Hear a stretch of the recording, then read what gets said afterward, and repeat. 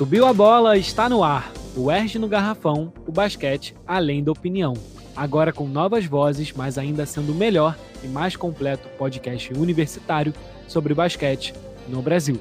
Aqui você irá escutar muito debate e informação sobre a NBA e as principais informações do basquete no mundo.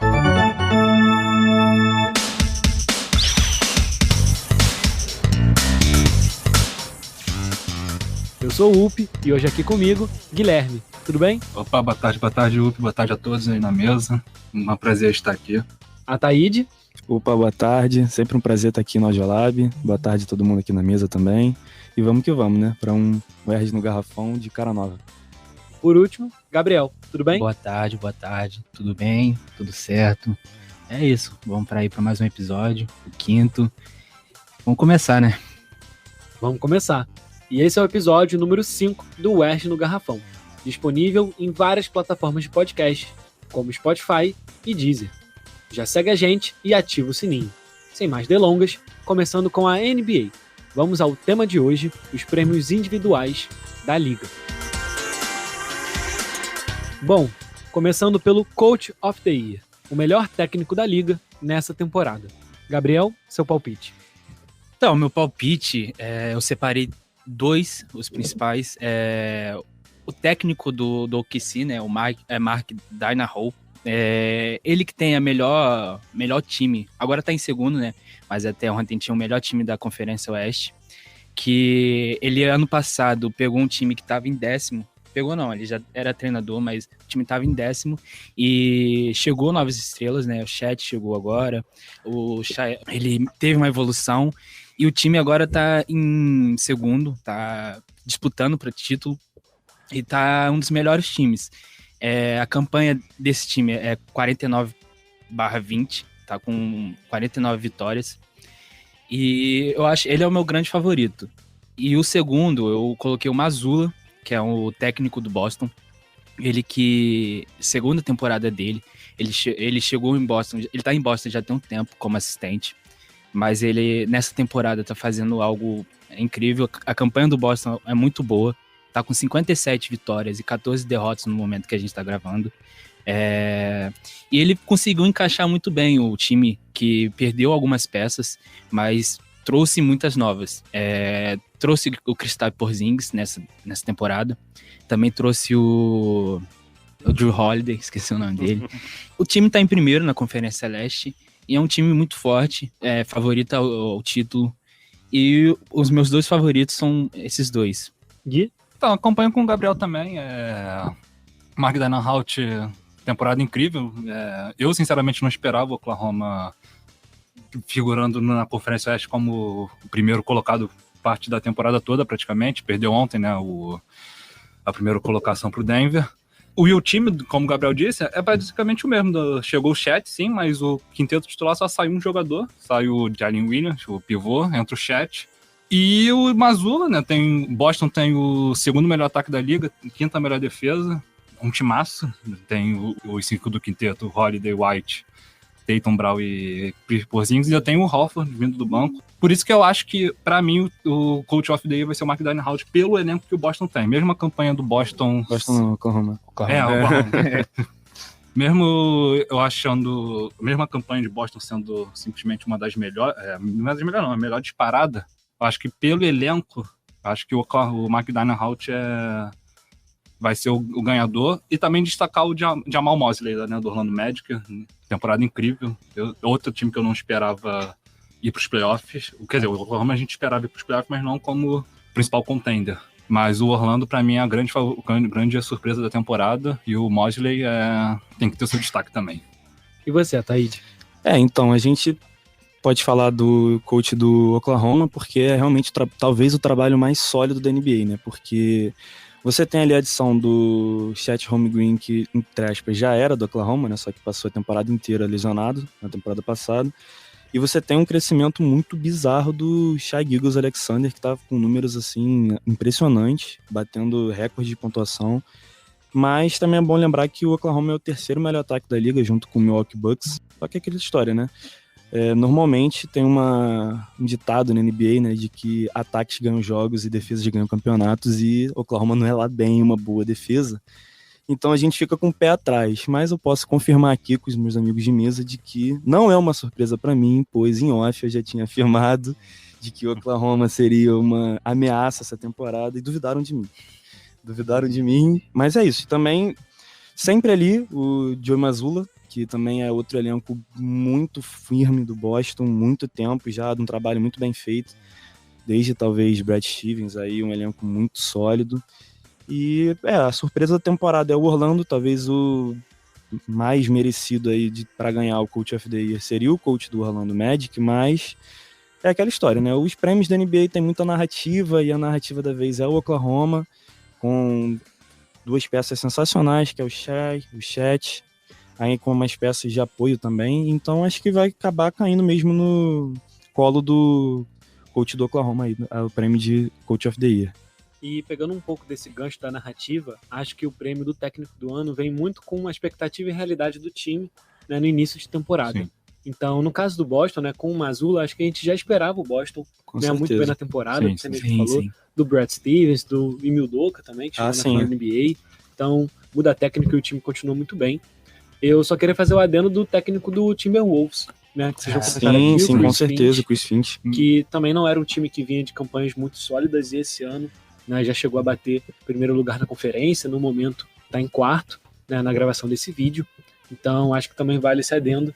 Melhor defesa da liga. Melhor defesa da liga também. Julgaram, né, a troca do ano passado do Rudy Gobert, mas tá se provando uma troca muito boa. Ele que tá aí, mais pra frente vai falar, como um dos melhores defensores da liga e levando a temporada do Minnesota. Sim, sem dúvida.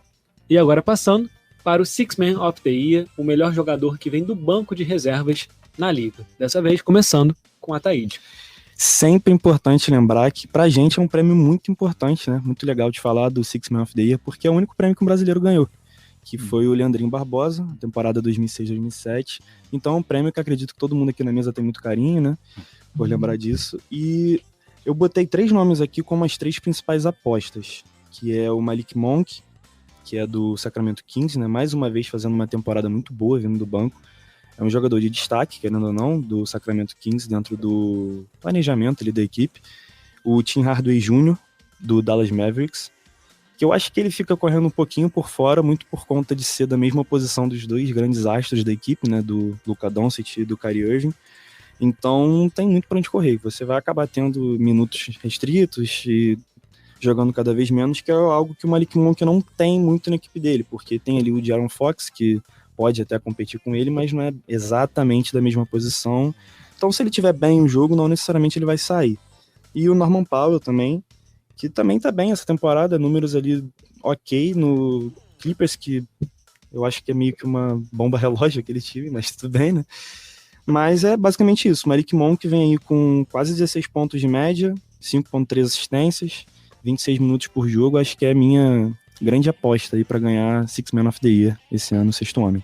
Só um adendo legal, porque você falou da posição do Malik Monk, ele que jogou, né, o college com o De'Aaron Fox. Sim, eles se conhecem há muito verdade. tempo. É um caso também muito legal que a gente tem no Knicks, do Jalen Brunson e do George Hart. Sim. A gente vê eles, né, eles são amigos há muito tempo. Enfim, teve até uma polêmica com o Michael Bridges, que estava também tá querendo ir pro Knicks, né? Então, realmente é uma situação muito engraçada. Mas agora você, Gui. Eu acompanho com a Taíde também. O Malik Monk é o grande favorito, disparado. Como ele já disse também, a Taíde, ele termina muitos jogos, porque ele não é da posição do Fox, então isso ajuda também a potencializar os números dele. Se o Kevin Huerter ou o Harrison Barnes estiver numa partida ruim, o Mark Brown deixa o Malik Monk terminar a partida. Tem quase 16 pontos por média, melhor marca da carreira dele. 5.3 assistência vindo do banco, é um número bem expressivo também, melhor marca da carreira. E destacar aqui também o Naz Reid, temporada fantástica, vindo do banco. E o Naz Reid, ele disputa a posição ali com o Rudy Gobert e com o Karl Anthony Towns. E o Norman Powell também, do Clippers, vindo ali atrás, mas acho que o Malik Monk é o grande favorito. Esse é o prêmio mais encaminhado, assim. Calma. Não vamos, não vamos ainda tem colocar, muito não vamos colocar o carro à mesa. frente dos bois. Mas eu acho que o Malik Monk vai ser o vencedor e é o meu favorito, é o meu voto também. E por último, o Biel. Eu tô com os dois, eu também acho que o Malik ele vai ganhar o sexto homem. Concordo com o que eles falaram.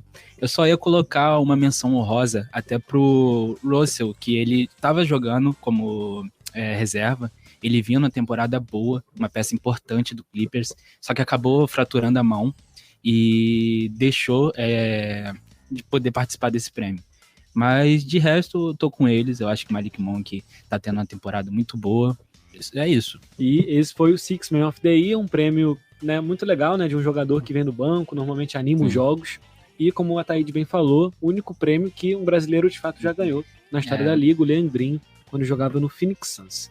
E agora a gente vai para o Most Improved Player, o jogador que mais evoluiu da última temporada para essa temporada atual. Um prêmio também muito legal, que é muito difícil a gente encaixar uma expectativa, né, no início da temporada. A gente não sabe quem realmente, né, vai ter esse salto de evolução muito grande. Então, sem dúvida, também é um prêmio muito interessante de acompanhar. E agora começando pelo Biel. Então, eu separei 3 grandes jogadores, né, que teve uma evolução. Tá nesse prêmio por causa disso. Mas o principal, acho que vai ficar com o Tyrese Maxey. Ele que tá vindo na temporada de 25 pontos, 3.7 rebotes e 6 assistências.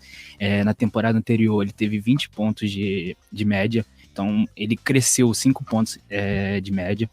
Ele tá jogando 37 minutos por causa que o Embiid acabou se lesionando, então ele tá tendo um protagonismo maior no time do 76ers. Ele que em 2020.1 também jogava parecido, 35 minutos, mas tinha apenas 17 pontos, então ele teve essa evolução, tá tendo essa evolução a cada temporada, e ele tem também a questão desse aumento de números nas estatísticas, desde que o Embiid se lesionou. A saída do Harden? A saída do Harden, que ele começou a ter um papel maior, com um encaixe melhor com o Embiid. Esse que é um time, o Sixers, que é um time que depende muito do Embiid. Eles estão em nono agora na conferência.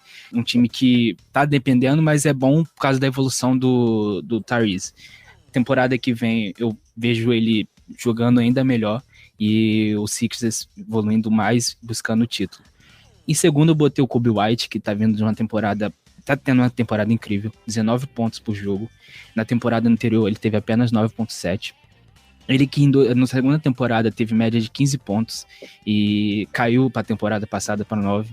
Então ele é um jogador que a gente esperava muito desde o draft dele, o draft que é do Zion. O que impede um pouco é a questão do Bulls tá buscando um play-in, né? Eles estão numa situação complicada. Mas tem essa consideração, esse salto de pontos que ele teve, muito bom, quase 10 pontos, 10,1. E o último, eu selecionei o Kuminga, jogador do Golden State, que teve uma evolução grande. Depois do All-Star, ele teve uma conversa com o Steve Kerr, né? Ele que estava buscando mais minutos, ele que estava buscando mais protagonismo nesse time do Warriors, que tem peças velhas, né? O Klay Thompson não tá jogando mais do que jogava. O Curry ainda é um jogador incrível, mas tá longe, não tá mais no seu auge. E ele, desde do All-Star, que teve essa conversa, aumentou demais a sua média. Teve um aumento de minutagem, né? Bastante grande. E na temporada anterior ele tinha média de 9 pontos, 9.9. E nessa temporada ele tá com uma temporada de 16 pontos. Então, os 3 jogadores que eu escolhi foram esses. Com o prêmio tendo, acho que o Tyrese Maxey vai levar o prêmio. Gui? Eu concordo com o Gabriel, acho que o Max vai levar, mas não é meu voto. Meu voto é o Coby White, pela mudança de patamar que teve. O Max, a gente já sabia que o Max já era um grande jogador, e me lembra muito quando o Ja Morant ganhou o Most Improved Player. A gente já sabia que o Ja Morant já era uma estrela, não era um jogador assim elite, mas não teve uma mudança de patamar tão grande, porque já era um grande jogador. O Gabriel já disse aqui as mudanças do Maxey, né, subiu praticamente todos os números, pontos, rebotes, assistência. Cai o número de aproveitamento pelo fato dele estar monopolizando mais as jogadas para ele. Mas... e a saída do Harden também, né, contribuiu para esse aumento. O Coby White, como o Gabriel já disse também, subiu todos os números praticamente das principais estatísticas, pontos, assistência, rebote. O que contribuiu para essa mudança, essa subida do Maxey, do Kobe White, é a lesão do LaVine, né? Sim, Porque com o Zach LaVine, o Kobe White jogou 25 jogos nessa temporada e fez 15,9 pontos e 4,3 assistência. Sem o LaVine, que está muito tempo lesionado já, são 43 jogos sem o Zach LaVine e tem 21 pontos por jogo e 5,8 assistência. E essa mudança de patamar do White de quase 10 pontos por jogo, acho que para mim, mais de 10 pontos. Por isso que para mim é o Most Improved Player of the Year. Também destacar o Kuminga, que esse para mim está sendo um pouco sabotado pelo Steve Kerr, teve muita restrição de minuto. O White ele tem, 35 minutos por jogo. O Max tem 37 minutos.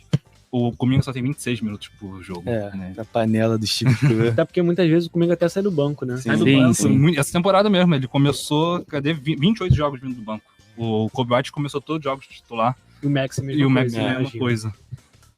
E tem diversos jogos do Kuminga com 20 minutos, 18 minutos, 17, até começando como titular mesmo.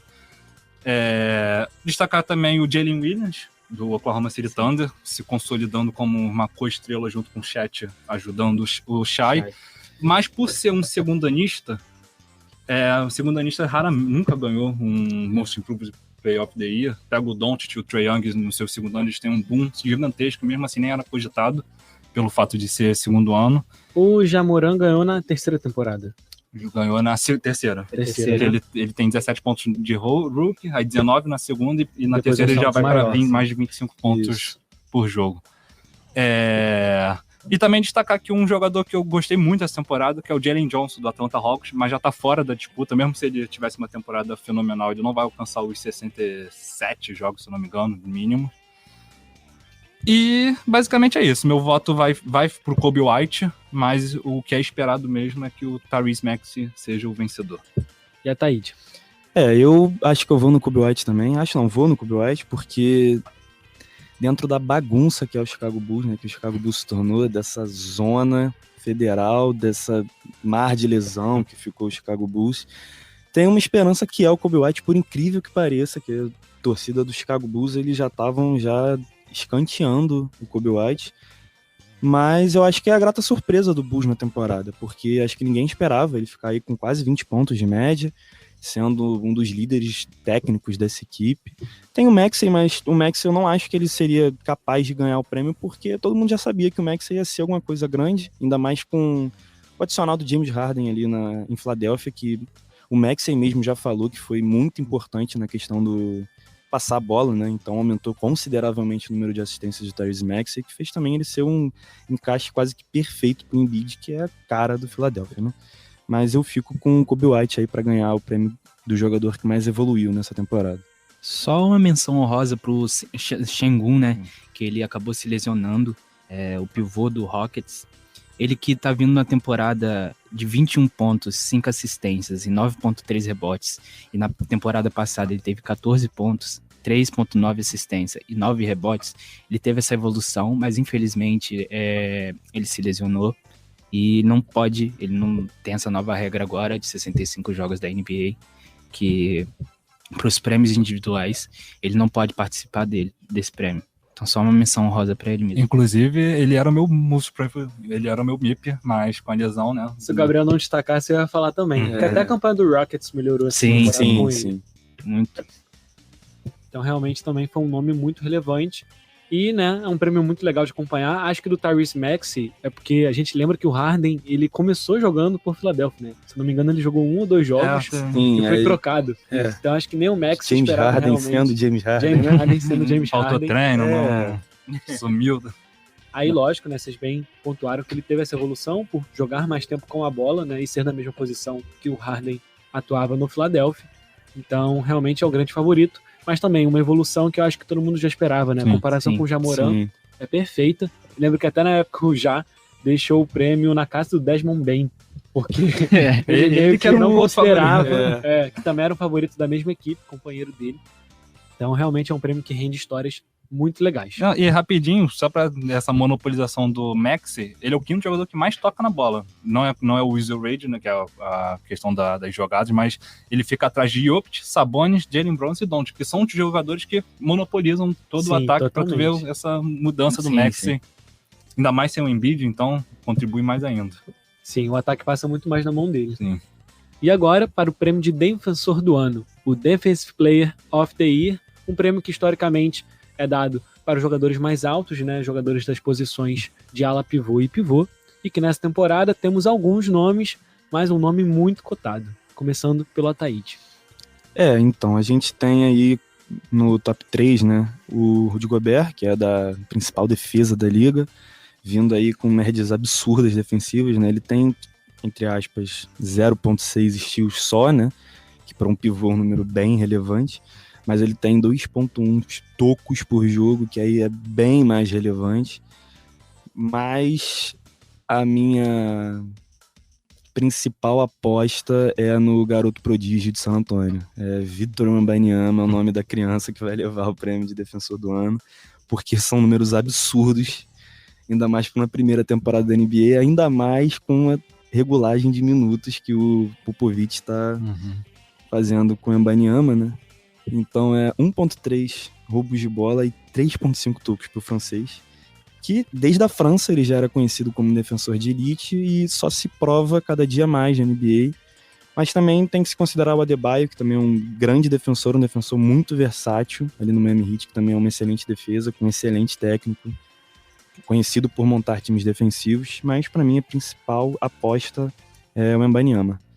E Gui? Eu acho que o grande favorito é o Gobert, e pra mim vai ser meu voto é eles também, porque pelo critério que a NBA utiliza para defensor do ano. A gente já sabe que a questão da defesa coletiva leva muito em consideração isso, e San Antonio tem a quinta pior defesa da liga. Isso vai pesar, infelizmente, pro Wembanyama. Individualmente, o Wembanyama tá fazendo uma temporada o melhor jogador defensivo individualmente, sem dúvida nenhuma.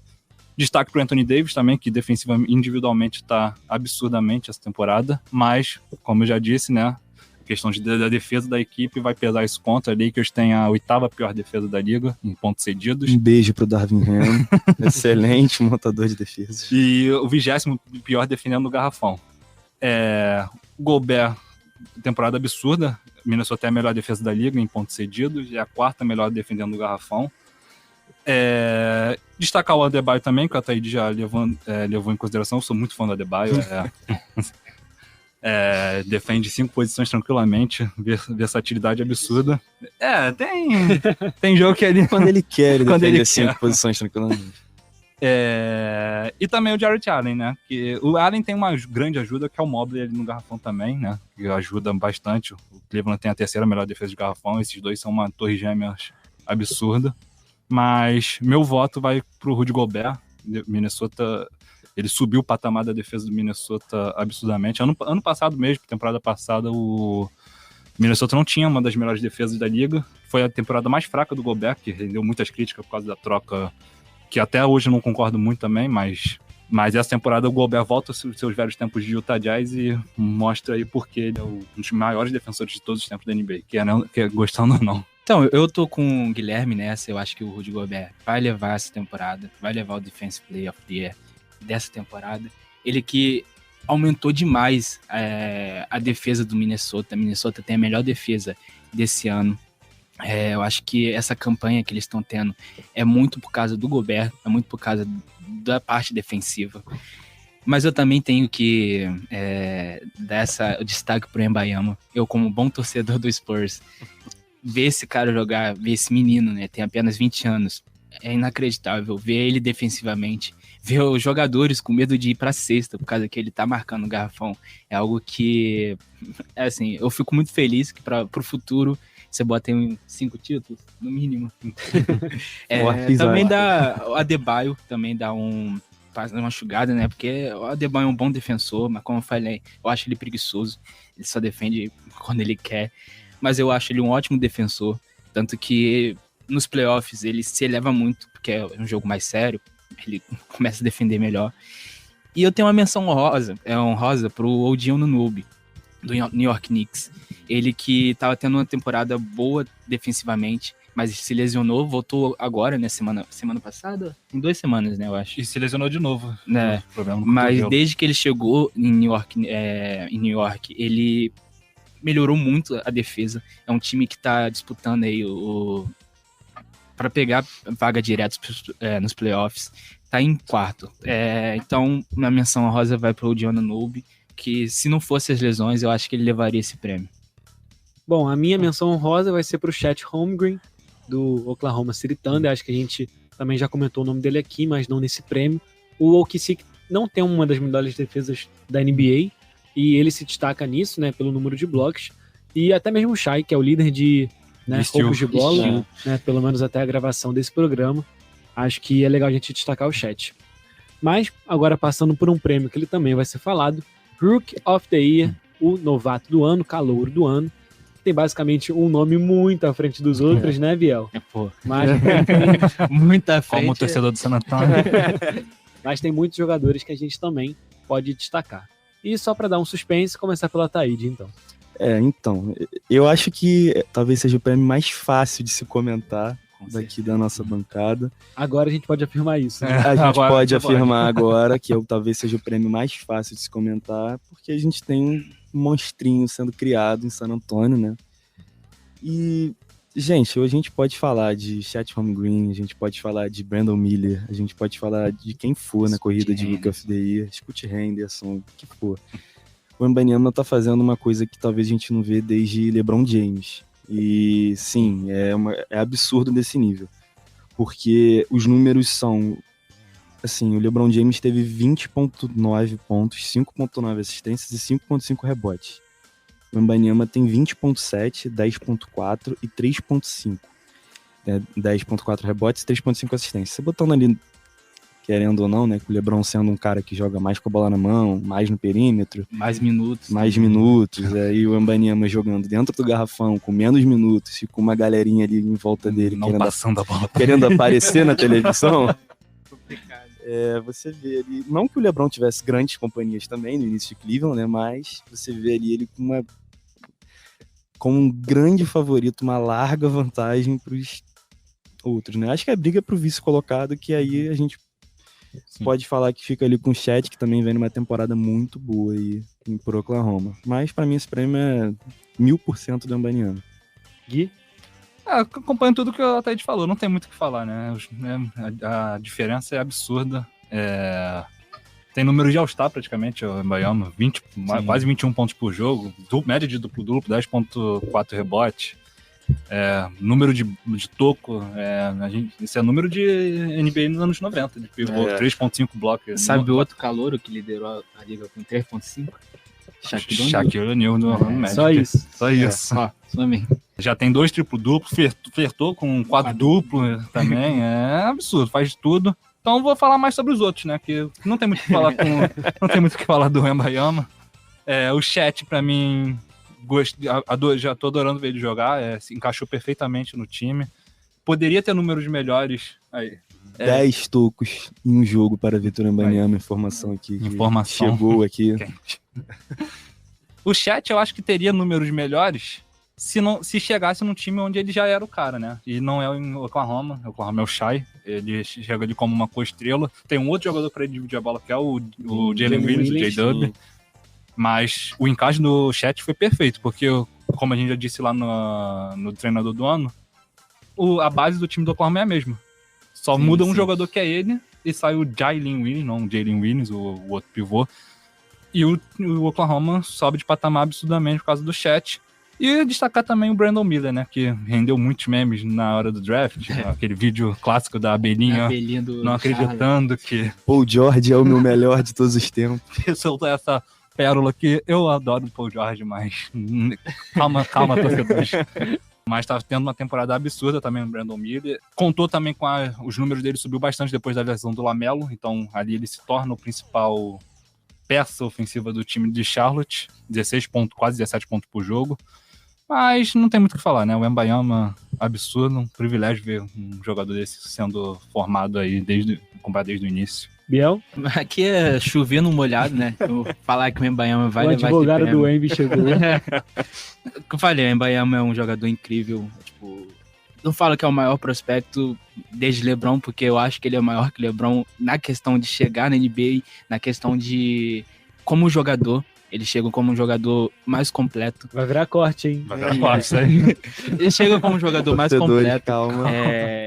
Obviamente, LeBron, pô, é um prospecto desde do college, não, desde Do high school. do high school. Antes do high school, Sim, gente. o hype dele é enorme. Mas eu acho que o Wembanyama chega como um jogador mais formado.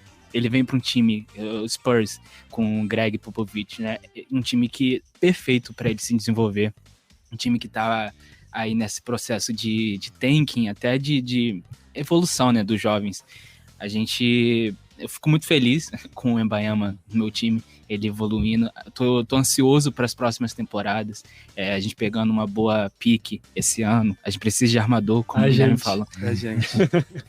Como o Guilherme falou, é difícil, tem uns caras ali que não passa a bola para ele. É complicado. Assim, ele como defensor, ele já vem para mim sendo um dos melhores. Se botar ele em qualquer time, ele vai ser o melhor defensor desse time. Eu acho que, assim, o Gobert, junto com ele, os dois maiores, como falei, o Gobert acho que vai levar o prêmio de Poi. E até lembrar como eu conheci o Embi, né? Que foi naquele vídeo que ele tá defendendo o Gobert. O próprio Gobert. Sim. Com 16 anos, se não me engano. É bizarro. Da mesma altura que o Gobert com Então, assim, eu acho que o prêmio vai ficar com o Wembanyama. Ele é um jogador incrível. Tem essa questão da minutagem que o Pedro falou. É um jogador que teve uma restrição por causa do tornozelo de minutagem. Acabou agora, tem 10 jogos. Desde que ele acabou essa restrição, ele tá com números acima de tudo, de All-Star. Inflou muito. Ele tá jogando agora mais de 30 minutos. Antigamente estava com 25 minutos de restrição. Então é isso, né? Wembanyama, pra mim, é o rookie, não tem discussão. Mas também passar para falar sobre o Chet, que é um ótimo jogador. Como o Guilherme falou, ele encaixou perfeitamente nesse time do Oklahoma. E também falar do Brandon Miller. Teve essa questão, o pessoal julgou muito o Charlotte por ter escolhido ele e não o Scoot Henderson.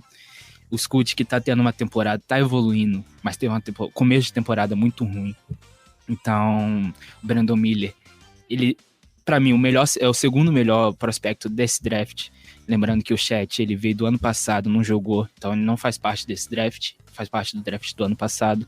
Então, pra mim, Brandon Miller é o segundo melhor jogador desse draft. E a questão do terceiro lugar, eu fico na dúvida entre colocar o Scoot desse draft, o Scoot ou o James Jackson. É James Jackson Jr., né? Isso, James Jackson Jr. Jaime Jackson Jr. Essa é a minha menção honrosa, que é um jogador que eu não esperava ter um jogo tão completo assim. Ele tá tendo uma temporada boa, um bom começo pelo Miami, e ele é uma menção honrosa. Mas o Wembanyama é o campeão desse prêmio, não tem discussão. Acho que a minha menção seria o Ken Whitmore, do Sim, Houston Rockets. o tímido. O tímido, que foi a 20ª pick. Claro, ele passou por um processo de lesão, né, Sim, no college, sim. por isso ele era, né, cogitado para ser uma das primeiras picks do draft, só que só foi escolhido na 20ª por conta dessa lesão, e fez uma temporada muito boa, né, bem Sim. sólida na equipe do Houston. Não, e os times cometeram mais um erro, o mesmo erro do Michael Porter Jr., porque o Michael Sim, Porter Jr. era exatamente. cotado para ser top 3, Top ficaram 3. com medo Das costas dele, né? costas. Não tá sendo o que o Michael Porter Jr. esperava, Inconstante, né? né? Ele é bem Mas inconstante. mas tem Um jogos bom de jogador, né? um excelente jogador, Como excelente. torcedor do Denver. Sem clubismo. Mas o Ken Whitmore era cotado ali para top 6, eu acho, top 5, mas ficaram com medo dessa questão física e com restrição de minutos bem severos nele, né? Que Sim. ele disputa. Chegou a jogar de liga também, né? Isso. Sim. Ele mostra já grande potencial para ser um grande jogador. E finalmente chegamos ao prêmio mais importante da temporada, o de jogador mais valioso da NBA, o NBA Most Valuable Player. Não sei se é assim se pronuncia, mas enfim, seguimos. Famoso E MVP. falando em clubismo, vamos falar muito de Nikola Jokic e de tantos outros nomes que são cotados a esse prêmio. Começando pelo Biel. Eu já sou um absurdo, né? Tô brincando. Eu ia falar. Mas assim, a gente tem 3 Um nomes. dia. Um dia. Um dia. Daqui a 3 temporadas. Mas a gente tem Calma, torcedor. grandes nomes, né? Eu acho que eu escolhi o Jokic, né, pra ser o campeão desse prêmio. Ele que tá com um time que tá em primeiro na Conferência Oeste. Ele vem de uma temporada que, pra mim, garfaram ele demais. A temporada passada ele merecia, mas deram pro Embiid. Então eu acho que até por causa disso, a NBA vai dar o prêmio pra ele. A gente também tem a questão do Shai. O Shai que tá com médias exorbitantes, 30 pontos de médias, 5.6 rebotes, 6.5 assistência. Ele tá para bater um recorde de mais jogos com 50 pontos, entrar num seleto grupo que tem Michael Jordan. Michael Jordan, 50 Kobe, não, 30. São 30? mais de 50 partidas com 30 jogos. Isso. Perfeito. Ele que tá no time que tá em segundo, a gente já tem falado desse OKC, o programa todo, um time muito sólido. A gente vai ver como que eles vão se comportar agora nos playoffs, mas ele tá, pra mim, em segundo lugar. E só andando, ele pode ser o segundo canadense a ganhar o prêmio, né? O segundo, porque o primeiro, Steve Nash, grande armador. Falando em prêmio roubado, né? Vou deixar essa no ar aí. E meus outros 2 jogadores seriam o Giannis, que tá tendo uma temporada muito subestimada. Ele que perdeu um dos maiores companheiros, né, o Jrue Holiday, e esse time teve um impacto muito grande com a falta dele, defensivamente. Agora tá com o Dame, que é um jogador que se esperava mais dele. Ele tá um pouco inconstante, né? Um jogador, não é aquele Dame que a gente viu em Portland. E o Giannis tá jogando o que ele sempre jogou, tá com médias de 30 pontos, 11 rebotes. Ele que fez um jogo incrível ontem, né? Bateu no OKC, que é um dos favoritos. E, assim, acho que já normalizaram essa bizarrice que é o Giannis. Ele que é um jogador incrível, tem um físico incrível. E pra mim, ele tá aí disputando em terceiro. E saiu também a lista da NBA, ele tá em terceiro empatado junto com o Doncic, né? Que é outro jogador incrível, que tá fazendo uma temporada absurda. Assim, pra mim, é subestimado também, porque pra mim ele era pra estar em terceiro já há muito tempo. E pra mim, até ele tem que passar o Shai. Eu acho que ele tá tendo uma temporada melhor que o Shai. Ele que tá quase médias de triplo-duplo. E ele é bem refém do time dele, que teve um ajuste agora. Eles conseguiram trazer companheiros nessa troca, na deadline, né? Mas,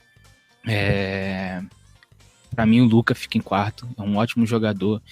E eu espero que ele ganhe logo, né? Eu queria muito que o prêmio fosse o double de média, né? Nossa, é uma coisa então, absurda de ver. Tem muitas né? temporadas de Luka Doncic ainda na NBA. Então, ainda bem. E, eu gostaria que ele ganhasse por Dallas. Eu gosto dele em Dallas. Eu acho que a Dallas é o time pra ele. Dallas que por muito tempo foi a cara do Nowitzki, que é um outro estrangeiro incrível, um dos maiores estrangeiros. E agora tá com um estrangeiro que no final da carreira dele provavelmente vai ser top 1, top 2, sei lá, estrangeiro na NBA, disputando aí com o Jokic também, que é um outro estrangeiro. Com o Giannis também. Giannis. Só nessa disputa atual a gente já falou de tantos. Inclusive, vendo aqui, né, não tem nenhum americano no top 3, né? Só no top 5 tem o Tatum, né, que é o quinto, mas top 4 ali, top 3 não tem. E um americano não ganha o prêmio de MVP desde o Harden. Caralho. Então é isso. Eu acho que esse prêmio vai ficar com o Jokic. Jokic que é um ótimo jogador. E a minha aposta é pra ele. Gui? Sem mais delongas, pra mim o MVP é o Jokic. Mas tem que tomar um cuidado, né? Temporada passada, ele se poupou em alguns jogos. Com possibilidade. Tirou o pé. O Embiid, naquele espírito competitivo, não tirou o pé e passou ele na reta final. E muito pela questão da narrativa também. O Embiid nunca tinha ganho. Sim. Não, e essa questão de narrativa, né? Porque eu acompanho o Gabriel. Pra mim, individualmente, o melhor jogador da temporada é o Doncic. Mas a narrativa é Jokic ou Shai. E vai ficar com um desses dois. A questão da campanha pesa pro Doncic também. O Dallas, se eu não me engano, está em sétimo, oitavo. Nesse momento, Dallas é o 8º. Então, segunda-feira, quando a gente tá gravando, o Dallas é o 8º. Dificilmente a NBA vai dar um prêmio de MVP. E aqui realmente pesa a campanha. Talvez a única e última vez que não pesou foi Russell Westbrook, né? Naquela temporada. E também muito bateu pela o recorde. narrativa. Exatamente, né? Na temporada Batendo de recorde. quebra de recordes E e tudo triple-double. mais, mas com um field goal bem lamentável, mas tudo bem. Catando rebote dos amigos. Mas complicado. aí a gente fecha o olho pra mágica. Pra que é o mágica, deixa a Westbrook. magia acontecer. Exatamente. Então, o Jokic, médias de triplo-duplo praticamente, 26 pontos, 12 rebotes, 9 assistência. Ele tem chance de ficar no top 5 em pontos, assistência e rebote desde ele mesmo. Na primeira temporada de MVP, que ele terminou no top 5. Bizarro. Mas é aquilo, tomar cuidado nessa reta final. Essa temporada ele já tem 4 jogos abaixo de 10 pontos. Óbvio que a maioria foi blowout, inclusive tem aquele jogo histórico que ele fez 16 assistência contra Detroit, só terminou com 4 pontos, tentando 3 arremessos só na partida. Então ele é meio que em algum... nesse cavalo dele. Tá Não cansado. Não liga alguns jogos. O Shai, pra mim, também temporada absurda. Como o Gabriel já disse, entrou no seleto grupo de Jordan, Tracy McGrady, Kobe Bryant e James Harden como 50 partidas de mais de 30 pontos. Lidera o time em pontos e assistência. E é o líder de roubos de bola, né? Eu acho que o Up mesmo já falou. Ele lidera em roubos de bola a liga. E falando sobre os que estão abaixo, né? Fechando o top 3. O meu top 3 seria Jokic, Doncic e Giannis. Mas a princípio vai ser Jokic e Giannis. E o terceiro vai ficar entre Antetokounmpo e Doncic. O Antetokounmpo, pra mim, tá tendo a melhor temporada da carreira dele e tá sendo muito subestimado. Pouca gente fala do Antetokounmpo. Mais um corte aí Mais pra um corte. gente. 30 pontos por jogo. Segunda melhor marca da carreira dele. Melhor marca de assistência, 6.4. Arremessando para mais de 60% de aproveitamento. Melhor marca da carreira dele. E o Doncic é aqui. Não tem muito o que falar do Doncic. Não tá lá em cima por causa da campanha de Dallas. Médias de triplo-duplo praticamente, 34 pontos, 9.8 assistência, 9 rebotes. O que lidera a liga em pontos. Lidera Sim. em pontos. Em média, né? Em totais é o Shai. Isso. Em totais é o Shai. 41 duplo-duplos para um armador é absurdo. 18 triplo-duplos, né? Fica atrás só do Jokic e do Sabonis em triplo-duplo. Tem aquele jogo histórico contra a Atlanta, de 73 pontos. E lidera o time em tudo praticamente. Pontos, assistência e rebote. Taíde? Então, no prêmio de MVP, a gente quem acompanha a NBA há mais tempo já tá acostumado a não ver justiças, né? Porque, como todo mundo aqui disse, o prêmio é cercado por narrativas. E a NBA mesmo já deu inúmeras vezes a desculpinha esfarrapada de que é o prêmio do jogador mais valioso, não do melhor prêmio, do melhor jogador da liga, né? Então, para mim, o melhor jogador da liga hoje é Luka Doncic, com números e tudo mais, só que não vai ganhar muito por conta da posição de Dallas.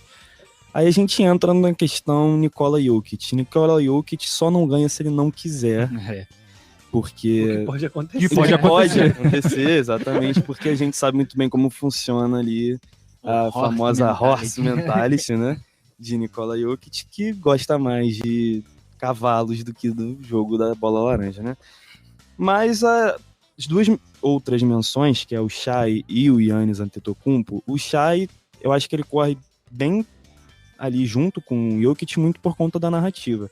O Shai nunca ganhou o prêmio, é uma nova estrela da liga em ascensão, de um time carismático, que é o Oklahoma City Thunder, numa posição muito boa. E o Giannis, eu acho que ele já tá começando a entrar muito na questão de... devido à proporção, na questão do LeBron James, né? Que o LeBron James tem alguns anos que ele poderia ter ganhado MVP, que a liga simplesmente não quis dar, porque, mais uma vez o LeBron James vai ganhar MVP, todo mundo já tá acostumado a ver o LeBron James ganhando prêmios, né? Que eu acho que vai muito um pouco do Giannis também, porque, beleza, mais um jogo que o Giannis faz 50 pontos e pega 15 rebotes. Mais uma vez o Giannis vai ganhar um MVP. Então acho que a NBA ela vai trocando... com as épocas, ela vai trocando as narrativas para fazerem outras personalidades ganharem os prêmios. A questão da normalização, né? Normalizar o... Até deu o exemplo do LeBron. Você teve, né, ele ganhou 2 MVPs, aí teve o MVP do Derrick Rose, e depois o LeBron ganhou mais 2. Então, assim, imagina se o LeBron tivesse ganhado 5 vezes. Não ia ter graça, né? Vamos botar assim... E o prêmio o Rose como MVP é bem discutido até hoje, né? São médias assim, meio não são ruins, mas não são médias de melhor MVP. jogador da liga, né? Um jogador muito jovem, é o MVP mais É jovem. o mais jovem da história, isso. Assim.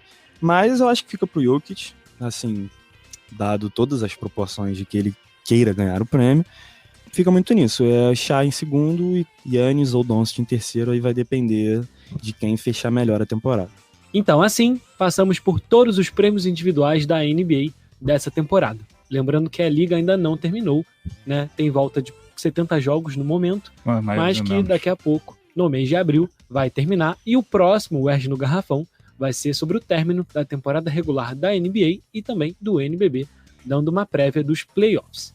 E agora é hora do nosso quadro Hot Takes. Nele, nossa mesa opina sobre determinado assunto em 30 segundos ou menos. E eu vou contar, hein, gente? O assunto de hoje, o primeiro, claro, é mãozinha na NBA. Quem gostaria de começar? Quando der o ok aí, a gente fala. Ok. Então, mãozinha que foi contratado pro Memphis Grizzlies depois de ter uma boa temporada na D-League, um pivô muito ágil, um pivô muito atlético, que isso aí já se prova com os primeiros pontos de mãozinha sendo uma ponte aérea, né? Então, um pivô muito bom, já se destacava aqui no Brasil e tem tudo aí para ser um dos grandes destaques brasileiros, é forte, né? Mas um bom bancário ali pro Memphis Grizzlies. Gui? Como o Ataí já disse, temporada muito boa pelo Captain da D-League, né, time do México. É importante pro nosso basquete, né? Junto com o Gui Santos, são os únicos brasileiros agora na NBA, desculpa. Não acho que ele vai ficar, mas é importante ele se destacar para conseguir pelo menos pegar um basquete europeu, né? Um time da Euroleague, por exemplo.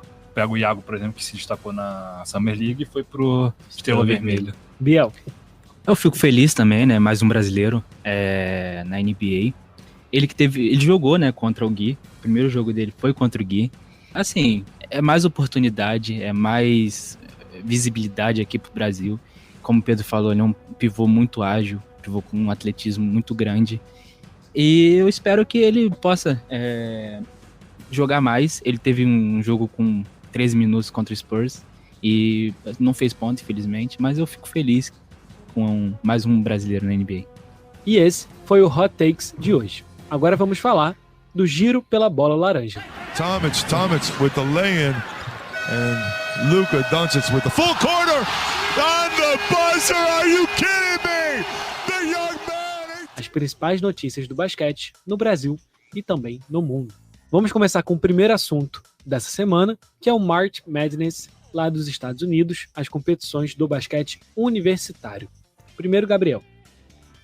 Eu acho importante, né, March Madness, que é aí que a gente vê onde as estrelas jovens aparecem, né, pro draft.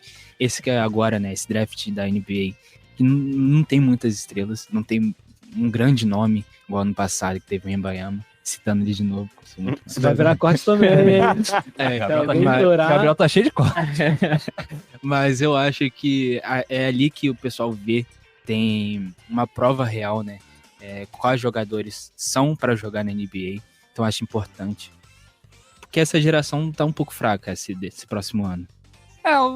O principal torneio universitário, né? O que mais chama atenção. Inclusive, se a gente for ver aí as transmissões da NBA, diminui nesse tempo, por causa lá é muito forte nos Estados Unidos.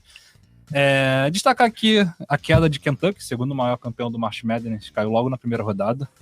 Os dois prospectos de Kentucky que estão cotados para a loteria do Rob Dillon jogaram muito mal na eliminação de Kentucky, combinaram para 13 pontos só, 3 de 14 nos arremessos. E o destaque maior que eu quero dar é para Camila Cardoso, né? Grande brasileira que está se destacando por South Carolina.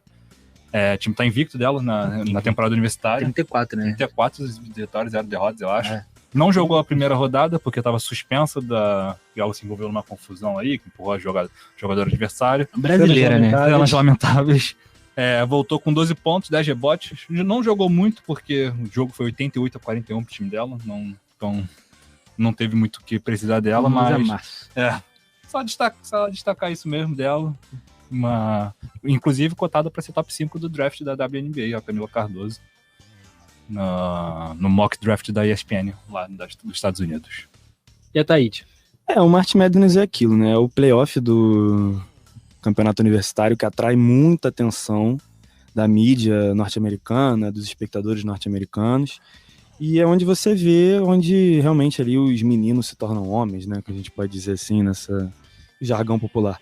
Mas é onde você vê as principais estrelas que estão chegando na NBA, coisa que não está acontecendo, né? Porque a gente vê aí nos últimos anos os estrangeiros chegando muito forte na NBA. Inclusive o sérvio Nikola Topic é um cotado para ser top 3. Mais uma vez esse draft está aí cotado, se não me engano, as 3 primeiras posições são estrangeiros, né? Sim. São 2 franceses e o Nikola Topic. E não digo que é uma geração fraca estadunidense, porque nunca é, né? Eles sempre estão ali figurando entre os melhores do mundo, mas é para eles abrirem o olho mais uma vez de que eles não são sempre os protagonistas do esporte, né? E agora seguimos com o esporte olímpico. Afinal, 2024 é ano de Olimpíada que você acompanha aqui no Audiolab UERJ. E os grupos das Olimpíadas foram divulgados. E do pré-olímpico também, né? A começar pelo Ataíde. A gente já tem os grupos da Olimpíada divulgados e do pré-olímpico, que o Brasil vai enfrentar o pré-olímpico aí para poder estar num grupo que é um grupo assim bem complicado, gente. Que a gente vai ter a França pela frente, que são os donos da casa.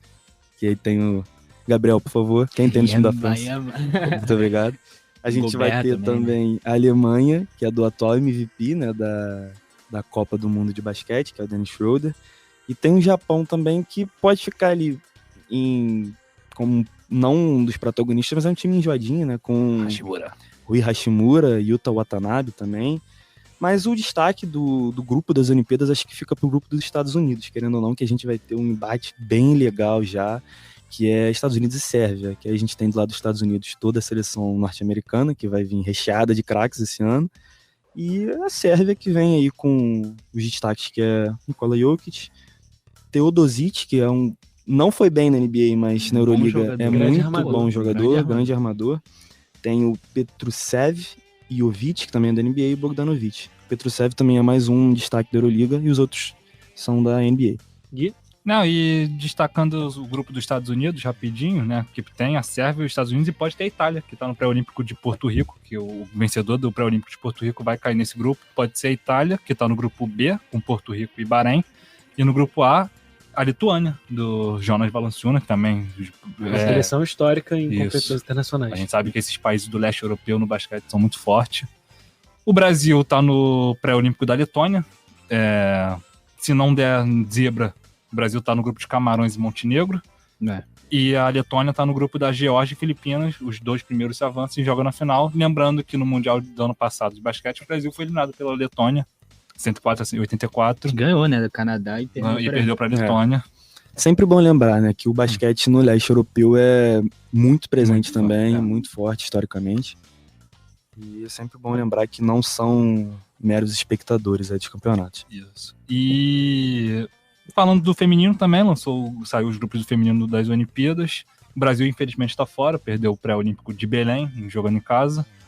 E no feminino, né, os Estados Unidos é o grande favorito. Tá no grupo da Alemanha, do Japão e da Bélgica. Só falar do Iago, que se lesionou, sofreu uma fratura, mas não é preocupação pro pré-olímpico. A recuperação é de 1 mês, mais ou menos, do Iago. Então, o pré-olímpico vai ocorrer dia 2 a 7 de julho. Então, o Iago vai sem problemas. O nosso melhor jogador atualmente, né, o brasileiro, vai sem problemas pro pré-olímpico. Dá o destaque, né, para essas 2 seleções que vai ter esse embate, né, Sérvia e Estados Unidos. Os Estados Unidos, que, como os dois falaram, tá prometendo para vir com um dos melhores times que a gente já viu. Eles que estão vindo de uma Copa do Mundo que eles passaram vergonha. Copa do Mundo que a Alemanha ganhou contra Canadá? Alemanha e Sérvia, afinal. Isso. Canadá foi quarto não, semi, né? Mas é um time forte. E eu tô curioso para ver como que a Sérvia vai lidar, né, com esse time dos Estados Unidos. Promete ter LeBron James, Kevin Durant, uma lista enorme de jogadores. Todo mundo, né? Também dá destaque, né, o grupo do Brasil. 2 grandes seleções, né? A Alemanha, atual campeã da Copa do Mundo. A França tá vindo com dos 2 jogadores, bota assim, os melhores defensores da liga, Mbayama e o Gobert. E vai ser um grupo difícil. A gente deve passar, né, como o Guilherme falou, por Camarões e Montenegro e pegar esse grupo.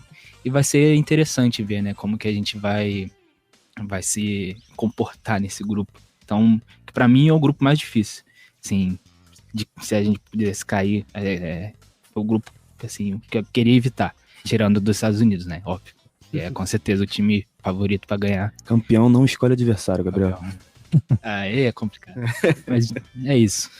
E por último, o nosso basquete brasileiro, a reta final do NBB. Por favor, Gabriel. A gente acabou de sair, retornou, né, dos Jogos das Estrelas.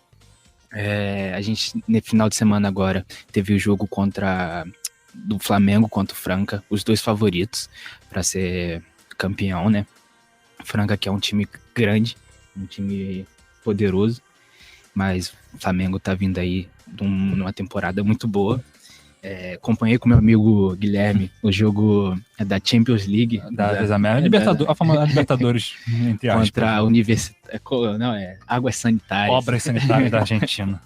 Mas é um time muito forte, né? Tem o Didi, Jaú. mas Didi já jogou na NBA. Então, dá destaque para essa partida. A tabela, né? O Franca tá em primeiro, o Flamengo tá em segundo. Para mim, esses são os dois favoritos.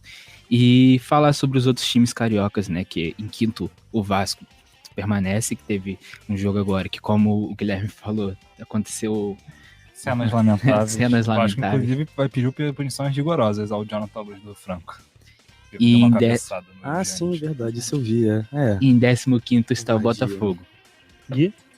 A NBB voltou no dia 19, né? O Flamengo perdeu pro Bauru, mas depois ganha do Franca. Não tem muito o que falar aqui. Flamengo e Franca sempre são os favoritos, mas meu destaque vai pro Vasco. Já era esperado que o Vasco ia pros playoffs, mas eu não era esperado pelo investimento ficar ali no top 4, top 5. O Vasco hoje está em quinto lugar. Excelente trabalho do Pedro Ortega e R10 Score Vasco. O Botafogo tá em 15º. 15º, tá se classificando, inclusive. Vale relembrar que o NBB é G16. Então o Botafogo tá na zona de playoff, mesmo com a campanha bem fraca, 8 vitórias, 25 derrotas. É quase todo mundo que vai pro playoff. Só 2, né? Ou não? Só 3 times que não se classificam pros playoffs. Então, os favoritos ficam com Flamengo e Franca, sem dúvida nenhuma. Minas tá com um excelente time, inclusive. Mas meu destaque maior até agora para chegando nos playoffs é o Vasco, sem dúvida nenhuma. Tá em quinto ali pelo investimento, eu realmente não esperava. E a Thaíde? O Vasco da Gama sempre presente nas conversas, né?